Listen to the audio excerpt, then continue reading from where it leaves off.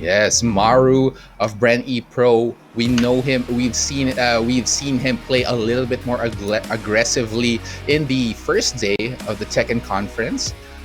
Now we have seen him play Kazumi and Dragunov, but he is also one of the athletes who have brought out Leroy Smith in multiple occasions. I'm not sure if he's going to be bringing it out once again this time, but he probably wants to take care of his win rate of 48%. But it won't hurt to add a few more characters under his belt. Speaking of new characters, we did see him actually bring out the Asuka yesterday. I wonder what he's gonna bring out today is the question. We haven't seen too much of Lars from anyone really. His Dragunov is pretty solid as well, but hasn't seen too much action from what we've understood. And moving on, Por, what else has Maru brought to the table as an athlete? Well, he has brought one of the things that I really like about Maru is his creativity and his ability to find different ways to deal with situations. If you remember back in the day, we had a flurry of Geese players taking advantage of the strength that Geese had when he first came out. A lot of people were trying different ways how to get out of the strings that Geese were using, but Maru was one of the only players who actually considered using reversals for his predictable strings. And it was really fun to see him manage to pull it off multiple times back in the day, using his Dragunov to deal with the Geese players here in the Nationals. Let's see if he has other creative strategies against NatureLover. Yeah, considering NatureLover is also a quite offense-oriented player, it'd be interesting to see if Maru can weather the storm and NatureLover just kind of giving the go signal that he's ready to go. He's ready to throw down with Maru. And of course, Maru does have that signature. Well, aside from the signature, that he does have the signature key charge. Yes, the key charge. A lot of when you go online or when you even offline, when you play in the arcades and you encounter and you lose a player and he does a key charge on you, it kind of affects your mentality a bit. But it's part of the game. It's something that you really shouldn't be allowing to affect you per se. It's once it gets under your skin, you've already lost your next match. Definitely. Tekken is 50% on the mental side, So if you think you're gonna lose, if you're gonna lose your cool, then you've already lost half of the battle. So you just gotta stay calm. Remember that you're still in it, and just don't let it get to you, And another thing that Maru does, he does use that a lot. He does use a lot of mental warfare. He's one of the players that does a lot of the same move a lot of times, just to check if you're gonna deal or how you're gonna react to it. And even using some of the more unorthodox moves that carry so much risk but still managing to make it work. However, on the other side of the table this time around, or on the other side of the internet, since we are online, is NatureLover, who is a seasoned veteran of the Tekken scene. So I'm pretty sure those small provocations and the surprise tactics won't quite work as well on NatureLover.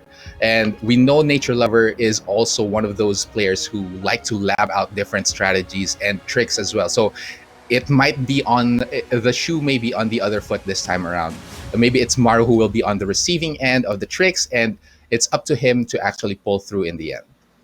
Yeah, and as we've seen from just today and yesterday alone, or rather the last episode, NatureLover is actually a very tricky Julia. He does use that forward three quite a bit, and he does use that to great effect, using that lashing arrow to close out the distance, and is not afraid to throw out the low extension of that as well, even though it's, I would say, considerably unsafe. We have there are so many other tricks that. There are also so many other things that Julia has under her arsenal. She has really good full crouch mix-ups, which we have yet to actually see against with NatureLover. He hasn't yet applied that much. Actually, Julia also has a good throw game, which has yet to come out, but maybe it's still the first day jitters for NatureLover. Even though he has been around as a coach, it's still a different thing to be on the stage this time. And hopefully we do get to see more of the technical stuff here against Maru. Yeah, and Julia is one of those characters that is very freestyle. Like, as you mentioned, she does have a lot in her arsenal, and that allows her to just basically play the way the player really wants to do it. She doesn't have the best generic tools. In fact, she doesn't have any generic tools at all, if I'm not mistaken. But what she does have is she has a very unique down 3. She has her war drums, which can be a very risky poke, but when it does connect, it can do quite a bit of damage, especially against the wall. Her confirms from down forward 1 if you're crouched. That's a guaranteed down forward 3 1+2, as we've seen in the previous match. So he does have so many tricks in the bag. Obviously, NatureLover does know the ins and outs of this character, but let's talk about his other picks that may come out here in this game. We did see in his player card that he also has a Nina Williams, and we saw the effect of having that character under his belt when he fought against Mouts in the previous day. He completely shut out Mouts. He knew the different tricks that Mouts would probably do on Nina Williams. So I really want to see that. Anything else that you might want to see with Mouts, Raf? Actually, one more thing about with NatureLover. NatureLover, I mean, sorry. Mm-hmm. He actually has a very, very good Elisa that we haven't seen any yet. So moving forward, he might bring that out. I would say Elisa's a little overlooked right now by the community in general. Like, she's a great character, very well-rounded. Her moves aren't locked by hard execution. Actually, Maru goes to a very classic pick. We have a Leo.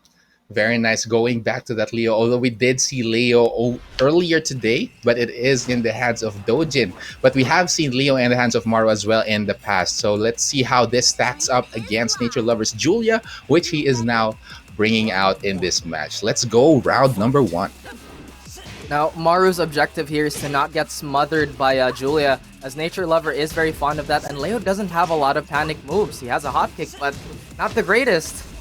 Yeah, as soon as NatureLover does get the offensive momentum here, it's going to be a struggle for Maru to actually start anything. And as you can see, Maru's life already down there. There's the bow and arrow, forward 2 on the floor, and a quick low kick for NatureLover. Very fast first round, very little life lost on NatureLover's end. Yep, and the pirate captain ship is kind of sinking right now, but Maru's still hanging on, still trying to weather the storm out, trying to go for that up forward 1-1, but so far no real damage towards NatureLover, Poru. That certainly is the case, and now NatureLover is going to be able to push to the wall, trying to get Maru to duck here, but Maru not quite falling for it just yet, which means that bow and arrow is open for use, and NatureLover uses it to finish things off. 2 rounds for him right away. My goodness, actually Maru though gets the opening magic 4 here, but unfortunately for him cannot connect on the follow-up there. Beautiful punish by NatureLover and great awareness. NatureLover still putting on the heat, still pressuring Maru. He still is. Maru is slowly but surely able to dispense some damage now. This wall carry should give him quite the advantage, but NatureLover now in rage has a lot more damage potential here. 30 seconds left on the clock. There's the 1-4 from Maru. Last mix-up here, not quite gonna work, but there's the hell sweep from NatureLover. Julia does have that move. Good block on the bow and arrow, and now Maru is on the board. And like we said, Maru is quite an unpredictable player, but that wall rising 4, that's a big whiff, also getting punished for that. But now it looks like NatureLover is taking quite a bit of damage here. No break on the Mad Axes though. There is the throw game that we were talking about earlier, Raf. Now goes for the low. Maru actually catches that and punishes accordingly. And a daring hop kick this time around out of stance with Maru. NatureLover is in the red. He's going to have to wiggle out of that corner. It's pretty tight. Goes for the Nature Hell Sweep. 30 seconds left on the clock. Burns the Rage Drive. And Maru, perfect patience, staying on the ground, waiting for NatureLover to make a mistake, and does get that round in the end. I love the composure by Maru there, just kind of waiting it out, as you mentioned. A lot of patience, going for the low game here, but ooh, the big countered by NatureLover. Unfortunately, NatureLover dropping big combos as well. He does get the second chance at that damage, getting that bow and arrow. A rising 2 from Maru catches NatureLover ducking, and now he's gonna deal some damage. NatureLover not quite in the red. Chance for NatureLover here to continue her offense. The bow and arrow. Maru predicted it perfectly, but he drops it. Oh my goodness, Raf. I can't believe this. This isn't the first time we've seen Maru drop a big combo, but the down 4 and the key charge. Let it rip. Oh my goodness. You know, that last moment there where Maru almost lost the round just because of that drop combo. It's certainly it's probably a sigh of relief for him, that key charge at the end, just because he still somehow managed to finish things off. And as we've noticed, I think Nature Lover might just have to relax on the duck in there because a lot of the big mids have been connecting. His defense has been, I would say, pretty remarkable up to that point where he started ducking. And Maru, of course, the player that he is, recognized this weakness and just outright asked him, "What you ducking for, boy?" What are you ducking for? Indeed, actually, as we talked about earlier, this time around, when it comes to the full crouch stuff, it seems that Nature Lover is on the receiving end. Although Nature Lover recognized that Maru wasn't ducking at first, so he started going for the lows, for the bow and arrow multiple times, and then at the end there, Maru has started actually blocking the bow and arrow and completely capitalizing on it as well. So I think the mind games is now actually working against Maru. Now that he has started ducking, it might affect the second match of this series. But we'll see if Nature Lover is actually going to be able to make use of that mental damage on Maru's side. One thing I've noticed about Nature Lover, his mastery of the back three from Julia, he uses it at the tip range. And as soon as Maru, well, the first time Maru attempted to punish it, the Wild Rising 4 whiffed, and of course Nature Lover had to capitalize on it. But once again, we're back to, I believe, Nature Lover's favorite stage, Arena, once again. He wants that attention. He wants that grandeur, that the arena stage, and of course, he also wants the wall because it's not exactly tiny, but still with Julia's wall carry, it's only a matter of moments before he manages to bring Maru all the way to that secluded corner. Yes, sir. And of course, Maru, not a slouch on the wall carry himself, not comboed yet, but already has his back against the wall, and Nature Lover is looking to capitalize on this. Maru is wiggling away though, good sidestepping just to get rid of the wall pressure.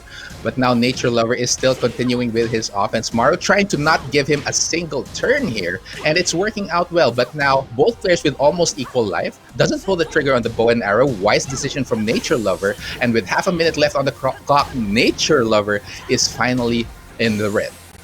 And Maru moves Nature Lover to the center of the stage, but Nature Lover asked him, "All that for a drop of blood?" Yes, a lot of effort really, but still Nature Lover managed to get that final round. Now look at this, not quite that many hits, but indeed Maru is already pushed towards the wall. That's just how well Julia can actually make that happen. And now he also gets that magic 4. This should be it for Maru, and a quick 2 rounds for Nature Lover. And I love the adjustment from Nature Lover. A testament to how well has he practiced this character here. But of course, Maru getting the momentum started with that full crouch sweep, just trying to get Nature Lover's back against the wall here, and he does. Nature Lover ducking again.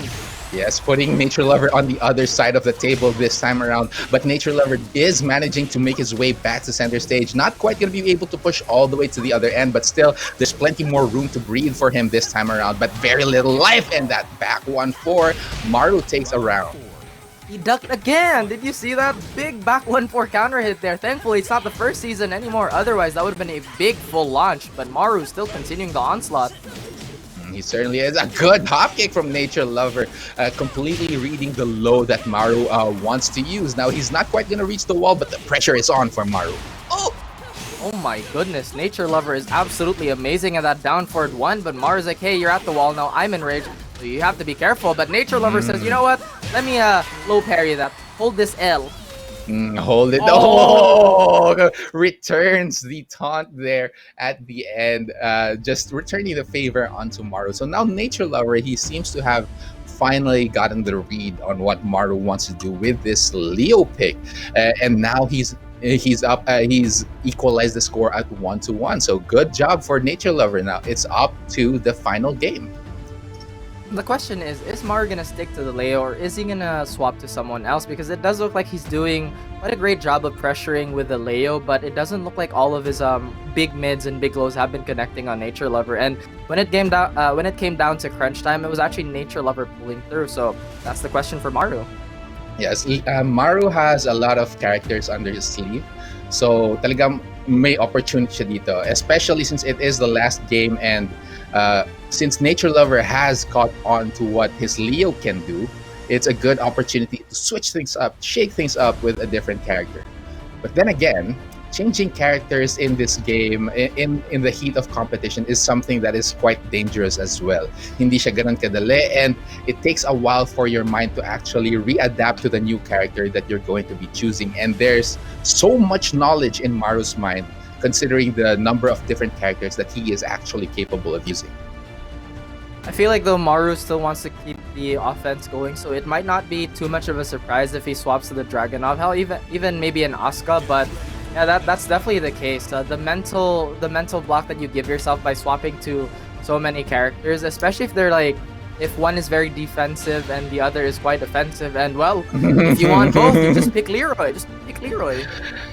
Oh my goodness, we've seen Maru on this Leroy in day number 1, and now he's bringing it back against NatureLover. So, very interesting stuff, and this might actually be problematic for NatureLover considering the result of his match against AK earlier, who also used Leroy Smith. Okay, here goes. Definitely, but NatureLover is gonna keep those big moves in mind. He doesn't want a repeat of the previous set here, and it already looks like NatureLover was backing away at the beginning exchange there. Trying to see what Maru is like, kind of profiling him as a Leroy player. How does Maru actually play this Leroy? We did get to see Maru earlier with Leroy in the first day, but the matches were pretty quick. So it's not quite enough to completely grasp what Maru wants to do with this character. That is the case, but the big wall bounce on the side of Maru will finish off NatureLover. Very eco-unfriendly there. Oh, and the taunt. Spicy. I love it. I love it. Mental warfare in the middle of the war indeed. NatureLover here completely getting chipped down. Good launch from Maru, gets that counter hit. Oh, he wants to go for the low spike there, but NatureLover is going to be returning the favor with this combo. And actually the spring kick with the resplat. Maru getting like you said, very creative with this move list here. NatureLover is on the very, very last legs of his health bar, but he launches Maru. Yes, that's the full crash that we were looking for. He knew that Maru was going to start ducking, expecting that bow and arrow, but still last chance here. There's the block and the punish. Maru putting in some good work, and there's a key charge as well. 1 round away from taking down NatureLover in this set. And NatureLover nearly got away with murder there, but Maru just staying alive at the very last second. NatureLover, though, he's playing like he has a chip on his shoulder now. The hell sweep is kind of going to contain him for now. It will. He's trying to make those latching arrows work, but not quite gonna land on Maru. And Maru is once again lands, and NatureLover goes down. Maru takes the win 2-1 in this match.